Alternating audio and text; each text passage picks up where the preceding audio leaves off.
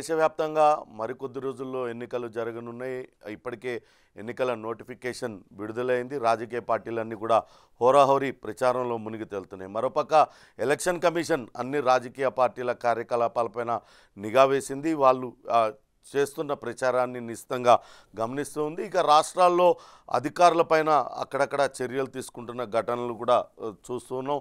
ఈరోజు ముఖ్యమైన వార్తల వెనకాల వివరాలను తెలుసుకునే ప్రయత్నం చేద్దాం. ముందుగా ఈనాడు కనుక చూసినట్లయితే అటు ఆంధ్రప్రదేశ్ రాష్ట్రంలో ట్యాపింగ్ వ్యవహారం కలకలం రేపుతుంది అనే వార్తనిచ్చారు. ఇప్పటికే తెలంగాణ రాష్ట్రంలో డిఎస్పీ ప్రణీత్ రావు వ్యవహారం హాట్ టాపిక్గా మారింది. గత ప్రభుత్వ హయాంలో ఆయన ప్రతిపక్ష నేతలపైన, అప్పట్లో ప్రతిపక్షంలో ఉన్న కాంగ్రెస్ నేతలపైన ట్యాపింగ్కి పాల్పడ్డారు. ప్రత్యేకంగా వార్ రూమ్లు ఏర్పాటు చేసి ఎన్నికల్లో వ్యూహాలు ప్రతి వ్యూహాలు ఏ రకంగా ఉంటున్నాయి అనేది అధికార పార్టీ నేతలకు అందజేశారంటూ పెద్ద ఎత్తున ఆరోపణలు వస్తున్నాయి. ఇప్పటికే దానిపైన దర్యాప్తు కూడా కొనసాగుతుంది. ప్రణీత్ రావు విచారణలో అప్పట్లో ఉన్నతాధికారుల ఆదేశాల మేరకే తాను ఆ విధంగా చేశానంటూ ఒప్పుకున్నట్లుగా కూడా మనం వార్తలు వింటున్నాం. తాజాగా ఆంధ్రప్రదేశ్లో కూడా గుండెలపై ట్యాప్ కుంపటి ప్రతి ఒక్కరిలోనూ ఫోన్ ట్యాపింగ్ భయం తన పర భేదాలు లేకుండా నిరంతరంగా నిఘా ఉంచారు. ఆంధ్రప్రదేశ్ రాష్ట్రంలో రాజకీయ పార్టీ నేతలందరి ఫోన్లు కూడా ట్యాపింగ్కి పాల్పడుతూ ఉన్నారు. అది వైసీపీ అధికార పార్టీనా లేకుంటే ప్రతిపక్ష పార్టీనా అనే తేడా లేకుండా వాళ్ళందరూ ఫోన్లు ట్యాపింగ్ చేస్తున్నారు. జగన్ పాలనలో 5 ఏళ్లుగా ఇదే పరిస్థితి. ప్రతి ఒక్కళ్ళు కూడా భయాందోళనలో ఉన్నారు అంటూ వార్తను ముఖ్యమైన వార్తగా ఇచ్చారు. నేను ఉన్నాను, నేను విన్నాను. 5 ఏళ్ల కిందట జగన్ స్లోగన్ ఇది. విన్నాను, వింటాను అంటే సమస్యలు వింటారేమో, పరిష్కరిస్తారేమోనని భావించారు. కానీ ఆయన అందరి ఫోన్లలో సంభాషణలు వింటూ ఉన్నారు అంటూ వార్తనిచ్చారు. ప్రభుత్వానికి వ్యతిరేకంగా మాట్లాడితే చాలు అన్న మనుషులు ఆ ఇంటి ముందు వాలిపోతున్నారు. దర్యాప్తు సంస్థల్ని ఉసిగొల్పుతున్నారు. ఇవన్నీ కూడా అటు విపక్ష నేతలే కాదు, అటు స్వపక్షానికి చెందిన నేతల ఫోన్లు కూడా ట్యాపింగ్కి పాల్పడుతున్నారు. ఐఏఎస్ ఐపీఎస్ ఉన్నతాధికారులు, ఉద్యమకారులు, హక్కులు అడిగేవాళ్ళు, ఆఖరికి జర్నలిస్టుల ఫోన్లు కూడా ట్యాపింగ్ చేస్తూ ఉన్నారనే వార్తనిచ్చారు. దానికి సంబంధించి ఒక కార్టూన్ కూడా ఇచ్చారు. ఈ గెటప్లో వెళ్తేనే మీకు వీలవుతుంది ఆయన కలవడానికి అంటూ మారువేషంలో ఆయన అన్ని బట్టలు ఇప్పేసి వేరే ఆ నేతను కలవడానికి వెళ్తున్న పరిస్థితి. నిజంగా కూడా ఆంధ్రప్రదేశ్లో అన్ని పక్షాలు కూడా దీనిపై భయాందోళనలు చెందుతున్నాయి. ఎవరు కూడా నేరుగా ఫోన్లో వాయిస్ కాల్ మాట్లాడుకోలేని పరిస్థితి. నేరుగా కలిసి మాట్లాడుకుంటున్నారు, లేకుంటే వాట్సాప్ ఇతర యాప్స్ ద్వారా మాట్లాడుకునే పరిస్థితి అక్కడ ఉంది అంటూ వార్తనిచ్చారు. గతంలో తెలంగాణలో కూడా గత 5 ఏళ్లలో గత ప్రభుత్వం ఉన్న సమయంలో ఇదే భయాందోళనలో అందరు ఉద్యోగుల్లో వ్యక్తమైంది. అటు కాంగ్రెస్ ప్రభుత్వం ఏర్పడిన తర్వాత వాళ్ళందరూ కూడా ఉద్యోగులు స్వయంగా ఈ మాటలు చెప్పారు. ఇన్ని రోజులు ఒకళ్ళతో ఒకరు ఫోన్లో మాట్లాడుకోవాలన్నా భయపడాల్సిన పరిస్థితి ఉండేది తెలంగాణలో. కానీ ఇప్పుడు స్వేచ్ఛగా మాట్లాడుకుంటున్నాం అంటూ అటు సచివాలయ ఉద్యోగులు ఆనందాన్ని వ్యక్తం చేసిన పరిస్థితిని కూడా మనం చూసాం. ఇప్పుడు ఆంధ్రప్రదేశ్లో కూడా అదే పరిస్థితి కొనసాగుతుందంటూ వార్తనిచ్చారు. ఇక ఈసీ ఆ 3 ఎస్పీలను ప్రశ్నిస్తామంటూ ప్రకాశం, నంద్యాల, పల్నాడు ఎస్పీలకు వ్యక్తిగతంగా హాజరు కావాలంటూ ఆదేశాలు జారీ చేసింది. ఆ 3 జిల్లాల్లో అనేక హింసాత్మక ఘటనలు జరిగాయి, రాజకీయ హత్యలు జరిగాయి. వాటిని ఎందుకు నియంత్రించలేకపోయారు? కేవలం అటు అధికార పార్టీ తొత్తులుగా వాళ్ళు వ్యవహరిస్తున్నారు. ప్రధాని సభలో భద్రతా వైఫల్యం జరిగింది. దీనిపైన కూడా అటు కేంద్రానికి నివేదికలు అందాయి. 40 మంది వాలంటీర్లను తొలగించాలంటూ ఎన్నికల ప్రధానాధికారి ఎంకే మీనా ఆయన నిన్న 3 ఎస్పీలకి ఆయన ఇచ్చారు. గత 3 రోజుల్లో గిద్దలూరు, ఆలగడ్డ నియోజకవర్గాల్లో రాజకీయ హత్యలు జరిగాయి. మాచర్లలో వాహనం తగలబెట్టారు. అనేక హింసాత్మక ఘటనలు చోటు చేసుకున్న వాటిని నియంత్రించడంలో ఆ జిల్లా ఎస్పీలు పరమేశ్వర్ రెడ్డి, రవిశంకర్ రెడ్డి, రఘువీరారెడ్డిలు వీళ్ళు 3 కూడా విఫలమయ్యారు. వాళ్ళు 3 కూడా వ్యక్తిగతంగా హాజరు కావాల్సిందేనంటూ ఈసీ ఆదేశించింది. వాళ్ళపైన ఎందుకు చర్యలు తీసుకోకూడదంటూ వాళ్ళకు నోటీసులు కూడా జారీ చేసినట్లుగా తెలుస్తుంది. ఇంకా మరో ముఖ్యమైన వార్త, అటు ప్రజల వ్యక్తిగత సమాచారాన్ని అటు అధికార పార్టీ చేతికి చిక్కింది. 36 రోజులు సర్వే చేసినా బయటపెట్టిన సర్కార్ జగన్ ఎన్నికల ఎత్తుగడలో భాగమే కులగణన అంటూ ఇచ్చారు. ఇప్పటికే అన్ని రాష్ట్రాలు కూడా కులగణన చేస్తామంటూ చెప్పినాయి. ఏపీలో ఇప్పటికే కులగణన చేశారు. అయితే పూర్తి అయినప్పటికీ కూడా ఇప్పటిదాకా దాన్ని ఎందుకు బయట పెట్టడం లేదు? అవంతా కూడా అధికార పార్టీ కులాల వారీగా ఎన్నికల్లో లబ్ధి పొందడానికి ప్రయత్నాలు కొనసాగిస్తూ ఉంది. అందుకే ఆ సర్వే వివరాలు ఏవి కూడా బయట పెట్టలేదంటూ ఈనాడు ముఖ్యమైన వార్తగా ప్రచురించింది. ఇక ఆంధ్రజ్యోతి కనుక చూసినట్లయితే పైసా వసూలు అనే వార్తను ముఖ్యమైన వార్తగా ఇచ్చింది. కాంట్రాక్టర్లకు కాసులు, వైసీపీకి కమిషన్లు, ఆర్థిక శాఖ వేదికగా అడ్డగోలు జాతర, ఎన్నికల కోడ్ అమల్లోకి రావడానికి 10 రోజుల ముందు 6,500 కోట్ల రూపాయలు ఆ కాంట్రాక్టర్లకు చెల్లించారు. ఆపై 5 రోజుల్లోనే 584 కోట్లు పనిచేశారు. 4,700 కోట్లు అప్పు తెచ్చి మరీ బిల్లులు చెల్లించారు. ఎన్నికల తర్వాత ఏమవుతుందో ఏమో, మా కమిషన్ మాకు ఇప్పుడు ఇచ్చేసేయండి అంటూ నేతలందరూ కూడా క్విట్ ప్రోకో తరహాలో ఆ కాంట్రాక్టర్లతో కుమ్మక్కయ్యారు.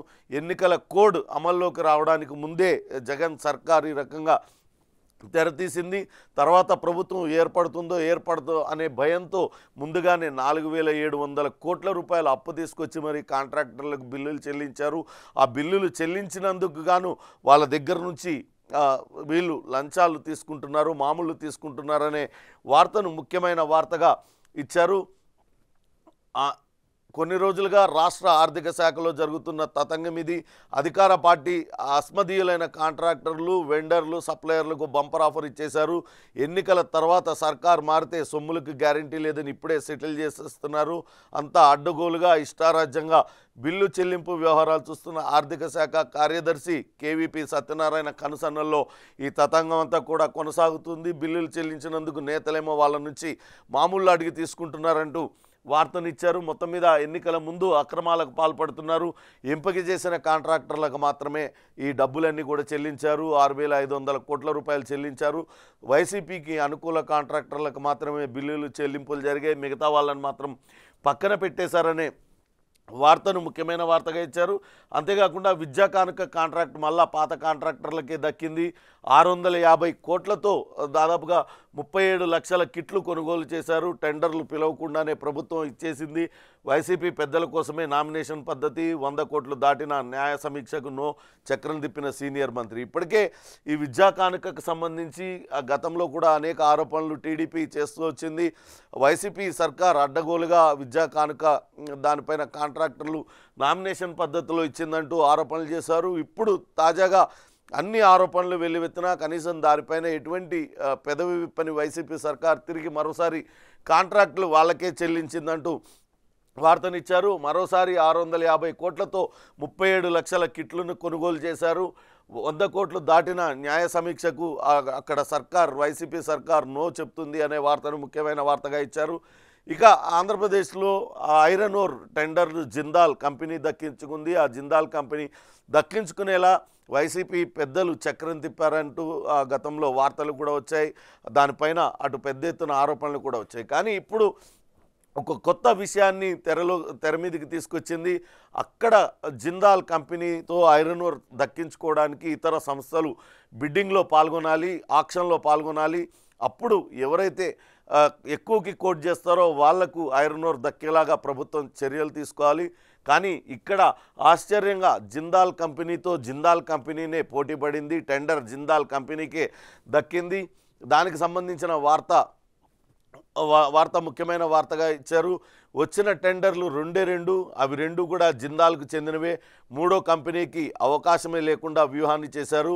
కొణిజేడు, మర్లపాడు ఐరన్ ఓర్ని సమర్పించేశారు. ఏపీఎండీసీతో జిందాల్ జాయింట్ వెంచర్ 11.89 వాటాతో ప్రభుత్వ సంస్థకు పాత్ర అనే వార్తనిచ్చారు. ఏపీఎండీసీ అన్యాయాలకు పాల్పడుతుంది, అక్రమాలకు పాల్పడుతుంది. ఏపీఎండీసీ అక్కడ ప్రేక్షక పాత్ర వహిస్తుంది. కేవలం 11.89% వాటాకు ఆ జిందాల్కు మొత్తాన్ని ఐరన్ ఓర్ కట్టబెట్టింది. గతంలో కూడా దీనిపైన పెద్ద ఎత్తున ఆరోపణలు వచ్చినాయి. తాజాగా అటు టెండర్ల ప్రక్రియలో కూడా అవకతవకలు జరిగాయి. కేవలం వచ్చినవి 2 టెండర్లు, ఆ 2 కూడా జిందాల్ కంపెనీకి సంబంధించినవే. అందులో ఒక కంపెనీ అంటే 2 జిందాల్ కంపెనీవే, అందులో మళ్ళా జిందాల్కి ఈ టెండర్ దక్కింది. ఐరన్ ఓర్ను మొత్తాన్ని ఇచ్చేశారు అనే వార్తను ముఖ్యమైన వార్తగా ఇచ్చారు. ఇక నిన్న ఎలక్షన్ కమిషన్ ఏదైతే 3 జిల్లాల ఎస్పీలకు సంబంధించి వాళ్ళపైన సీరియస్ అయిందో దానికి సంబంధించిన వార్తనిచ్చారు. ఆళ్లగడ్డ, గిద్దలూరు, మాచర్లలో హింసాత్మక ఘటనలు ఎందుకని ఆపలేకపోయారు అంటూ వాళ్ళపైన సీరియస్ అయింది. ఇప్పటికే ఎలక్షన్ కమిషన్ 1,99,000 బ్యానర్లు, హోర్డింగ్లను తొలగించేసింది. తప్పు చేసిన వాలంటీర్లను, సిబ్బందిని తొలగించామంటూ నిన్న ఎంకే మీనా ఆయన నిన్న ఎలక్షన్ కమిషనర్ ఆయన చెప్పారు, సివిజిల్ యాప్ ద్వారా ఫిర్యాదులు చేసినట్లయితే నిమిషాల్లోనే వాళ్ళపైన చర్యలు తీసుకుంటామంటూ కూడా ఆయన నిన్న చెప్పారు. దానికి సంబంధించిన వార్తనిచ్చారు. ఇక నిన్న జగన్మోహన్ రెడ్డి పైన తీవ్ర స్థాయిలో విమర్శలు చేశారు నారా లోకేష్. ఒక్క ఛాన్స్ అంటూ అధికారంలోకి వచ్చారు, కానీ ఒక్క ఛాన్స్ ఇస్తే ఆంధ్రప్రదేశ్ అభివృద్ధిని అధపాతాళానికి తొక్కేశారు. జగన్ దెబ్బకు పరిశ్రమలన్నీ కూడా పారిపోతున్నాయి. అమర్ రాజా ఎంపీ, మాజీ ఎంపీ, ఆయనకు సంబంధించింది తెలంగాణకు పోయింది. భారత్ బయోటెక్ ఒడిశాకు వెళ్ళిపోయింది. ప్రజావేదిక కూల్చివేతతో మొదలైన విధ్వంసం కొనసాగుతూనే ఉంది. వ్యవస్థలన్నింటినీ కూడా సర్వనాశనం పెట్టారంటూ ఆయన నిన్న బ్రేక్ఫాస్ట్ విత్ లోకేష్ అనే కార్యక్రమంలో ఆయన తీవ్ర స్థాయిలో విరుచుకుపడ్డారు. రాబోయే రోజుల్లో అటు టీడీపీ ప్రభుత్వం ఏర్పడితే తిరిగి అభివృద్ధి పదాన నడిపిస్తాం, ఆంధ్రప్రదేశ్ని పునర్నిర్మించాల్సిన అవసరం ఉందంటూ నారా లోకేష్ అభిప్రాయపడ్డారు. ఒక్క ఛాన్స్ అంటూ అడిగి అధికారంలోకి వచ్చిన జగన్మోహన్ రెడ్డి రాష్ట్రాన్ని అధపాతాళానికి తొక్కేశారంటూ అటు తీవ్ర స్థాయిలో ఆయన విరుచుకుపడ్డారు. ఇక వైసీపీ వాలంటీర్ అనే మరో వార్తను కూడా ఇచ్చారు. కార్యకర్తలను మించి వాలంటీర్లతో బరితగింపు చేస్తున్నారనే వార్తనిచ్చారు. వాస్తవానికి ఇప్పటికే దీనిపైన పెద్ద ఎత్తున ఆరోపణలు వస్తున్నాయి. వాలంటీర్లకు అటు ప్రభుత్వ ఖజానా నుంచి జీతం చెల్లిస్తూ ఉన్నారు, కానీ వాళ్ళని పార్టీ కార్యకర్తల కన్నా ఘోరంగా వాడేస్తున్నారు. ప్రభుత్వ కార్యక్రమాలు, వైసీపీ పథకాలన్నింటినీ కూడా ప్రజల్లో ప్రచారం చేయడానికి వాలంటీర్లను వాడుతున్నారంటూ పదే పదే ఆరోపణలు వస్తున్నాయి. దానికి సంబంధించిన ఫోటో కూడా ఇచ్చారు. నిన్న సత్యసాయి జిల్లా పుట్టపర్తి నియోజకవర్గం కొత్త చెరువులో వైసీపీ ఎన్నికల ప్రచారంలో చిందులు వేస్తున్నాడు. గోరంట్లపల్లి గ్రామ వాలంటీర్ హర్షద్, వీళ్ళందరూ కూడా రాజకీయ పార్టీ కార్యకర్తలను మించి వాలంటీర్లు బరితెగిస్తూ ఉన్నారు. మంత్రి సురేష్ చెవిరెడ్డితో చట్టాపట్టాలు వేసుకున్నారు. పుట్టపర్తిలో కార్యకర్తల చిందులు వేస్తున్నారు. అనిల్ కుమార్కు జై కట్టి కరపత్రాలను పంపిణీలు చేస్తున్నారు. ఇవన్నీ కూడా సోషల్ మీడియాలో వైరల్ అవుతున్నాయి. ఇప్పటికే దీనికి సంబంధించి ఎలక్షన్ కమిషన్ చర్యలు తీసుకుంది. గుంటూరు జిల్లాలో 45 మంది వాలంటీర్లను తొలగించిందనే వార్తను ముఖ్యమైన వార్తగా ఆంధ్రజ్యోతి ప్రచురించింది. ఇక సాక్షి విషయానికి వస్తే మేనిఫెస్టో ఒక పవిత్ర గ్రంథం. ఈసారి జనరంజకమే. ఎన్నికల మేనిఫెస్టోపై వైఎస్ఆర్సీపీ కసరత్తు చేస్తుంది అంటూ చెప్తున్నారు. ఇప్పటికే వైసీపీ చెప్తూ వస్తుంది, ప్రజారంజక పాలనను అందిస్తూ ఉన్నాం, మేనిఫెస్టోలో ప్రజా సంక్షేమమే పరమావధిగా అనేక అభివృద్ధి కార్యక్రమాలతో పాటు ప్రజలకు కావాల్సిన సంక్షేమ పథకాలన్నింటినీ ప్రవేశపెడుతున్నామని అందుకే మరోసారి మేనిఫెస్టో పైన దృష్టి పెట్టింది. మేనిఫెస్టో తయారీలో వైసీపీ కసరత్తు చేస్తుందంటూ వార్తనిచ్చారు. 27న బస్సు యాత్ర ప్రారంభమయ్యేలాగా వైఎస్ఆర్సీపీ మేనిఫెస్టో విడుదల చేయడానికి అటు కసరత్తు చేస్తూ ఉన్నారు. ఇప్పటికే అది తుది దశకు చేరుకుంది. అధికారంలోకి వచ్చిన తొలి ఏడాది 95% హామీలను నెరవేర్చి గత మేనిఫెస్టోకు సరికొత్త నిర్వచనం పలికారు. 58 నెలల్లో 99% హామీలను అమలు చేశారు. నవరత్నాలను డీబీటీ రూపంలో 2.70 లక్షల కోట్లు పేదల ఖాతాల్లోకి జమ చేశాము. డీబీటీ, నాన్ డీబీటీ కలిపి మొత్తం 4.49 లక్షల కోట్ల మేరకు పేదలకు అందించాము. ఇప్పుడు మరింత మెరుగైన మేనిఫెస్టో వస్తుంది. ఈ మేనిఫెస్టోనే ఒక భగవద్గీత, ఒక బైబిల్, అన్ని ఒక ఖురాన్ అంటూ చెప్తున్నారు. మేనిఫెస్టో ఒక పవిత్ర గ్రంథం అంటూ జగన్మోహన్ రెడ్డి చెప్తున్నారు. మేనిఫెస్టో తయారీలో వైసీపీ నేతలందరూ కూడా అటు కసరత్తు చేస్తున్నారనే వార్తనిచ్చారు. మరో ముఖ్యమైన వార్త, అటు పిఠాపురం నియోజకవర్గం ప్రస్తుతం రాజకీయంగా హాట్ టాపిక్గా మారింది. అక్కడి నుంచి జనసేన అధినేత పవన్ కళ్యాణ్ అక్కడి నుంచి పోటీ చేయబోతున్నారు. అక్కడ బరిలో వంగ గీతా విశ్వనాథ్, ఆమె రంగంలోకి దిగారు. ఇప్పటిదాకా ఆమె ఎంపీగా ఉన్నారు, ఎమ్మెల్యేగా ఆమె పోటీ చేయబోతున్నారు. నిన్న ఆమె చేసిన విమర్శలను ముఖ్యమైన వార్తగా ఇచ్చారు. డబ్బులతో పవన్ రాజకీయాలు చేస్తున్నారంటూ చెప్పారు. పవన్కు రాజకీయాలపైన క్లారిటీ లేదు, జనం డబ్బులకు అమ్ముడుకుపోతారని వ్యాఖ్యలు చేయడం సరికాదు. 5 ఏళ్లలో జరిగిన అభివృద్ధి సంక్షేమాన్ని చూసి ఓట్లేయాలని కోరుతాం. కాపు మహిళా నేతగా పిఠాపురంలో నాకు మంచి ఇమేజ్ ఉంది, నన్ను పార్టీలోకి రమ్మని పవన్ ఆహ్వానించడం ఆయన వివేకం అంటూ ఆయన నిన్న వంగా గీత విమర్శలు చేశారు పవన్ కళ్యాణ్కు సంబంధించి. అక్కడ పోటీ ఆసక్తికరంగా మారింది. పిఠాపురంలో ఒక సామాజిక వర్గానికి సంబంధించి కాపు సామాజిక వర్గం ఓట్లు అధికంగా ఉండడంతో పాటు అక్కడ ఆ సామాజిక వర్గానికి బలమైన పట్టు ఉండడంతోనే పవన్ కళ్యాణ్ ఆ పిఠాపురం నియోజకవర్గాన్ని తనకు అనుకూలంగా ఎంచుకున్నారు, అక్కడి నుంచి పోటీ చేయాలని భావిస్తున్నారు. అదే సామాజిక వర్గానికి చెందిన వంగా గీత అక్కడ పోటీ పడుతూ ఉన్నారు. ఈ ముద్రగడ పద్మనాభం కూడా పిఠాపురం నియోజకవర్గానికి చెందిన ఆయనే. ఆయన కాపు సామాజిక వర్గానికి బలమైన ఉద్యమ నేతగా ఆయన ఉన్నారు. ఆయన ఇటీవలనే వైసీపీలో చేరారు. చూడాలి పోటీ ఏ రకంగా ఉండబోతుంది. పవన్ కళ్యాణ్ పిఠాపురంలో విజయం సాధిస్తారా, లేకుంటే మరోసారి ఆయన ఓటమి పాలవుతారా? ఒకవేళ ఓటమి కనుక చెందితే 2 సార్లు మహిళల చేతిలో ఓటమి పాలైన పార్టీ అధ్యక్షుడిగా పవన్ కళ్యాణ్ చరిత్రలో మిగిలిపోతారా? ఇవన్నీ కూడా ఆసక్తికరంగా మారింది. పెద్ద ఎత్తున అక్కడ అందరూ కూడా ఆ పోటీ పైన ఆసక్తి చూపిస్తున్నారు. రకరకాలుగా బెట్టింగులకు పాల్పడుతూ ఉన్నారు. బతిమలాడితేనే పవన్కు టికెట్ ఇచ్చాం, నన్ను కాదని జనసేన గెలవడం ఎట్టి పరిస్థితుల్లోనూ కుదరదు, పవన్ గెలిచినా చంద్రబాబు చెప్పినట్లే నడుచుకోవాలంటూ పిఠాపురం మాజీ ఎమ్మెల్యే వర్మ చేసిన వ్యాఖ్యలను కూడా ముఖ్యమైన వార్తగా అటు సాక్షి పత్రిక ప్రచురించింది. ఇక దిశ పత్రిక విషయానికి వస్తే ప్రేమంటే ఇదే అంటూ అటు వైసీపీ కాంగ్రెస్ వేర్వేరు కాదని ప్రధాని మోడీ మొన్న వ్యాఖ్యానించారు. దానికి సంబంధించిన వార్తను ముఖ్యమైన వార్తగా ఇచ్చారు. చిలకలూరిపేటలో అటు 3 పార్టీలు కలిపి పెట్టిన సభలో అటు ప్రధాని మోడీ పాల్గొన్నారు. అందులో షర్మిల, జగన్ ఇద్దరు ఒకటే అంటూ ఆయన వ్యాఖ్యలు చేశారు. ఎక్కడా కూడా నేరుగా జగన్మోహన్ రెడ్డి పైన కానీ వైసీపీ పైన కానీ ఆయన విమర్శలు చేయలేదు. అటు రాష్ట్రానికి రావాల్సిన హామీలు, విభజన హామీలపైన ఎటువంటి వ్యాఖ్యలు చేయలేదు. కానీ వైసీపీ జగన్మోహన్ రెడ్డి, షర్మిల ఇద్దరు ఒకటేనంటూ ఒకటే ఒక వ్యాఖ్య చేశారు. దానికి సంబంధించిన వార్త ముఖ్యమైన వార్తగా ఇచ్చారు. చిలకలూరిపేట ప్రజాగలం సభలో ఎలాంటి హామీలు ఇవ్వకున్నా ప్రధాని మోడీ చేసిన కొన్ని వ్యాఖ్యలు రాజకీయంగా ప్రకంపనలు సృష్టిస్తున్నాయి. కాంగ్రెస్ వైసీపీ వేర్వేరు కాదని ఆయన వ్యాఖ్యానించారు. అంటే వైసీపీ నుంచి కాంగ్రెస్కు వలసలను నివారించి జగన్ ఓట్ బ్యాంకును స్థిరీకరించడమేనని విశ్లేషకులు చెప్తున్నారు.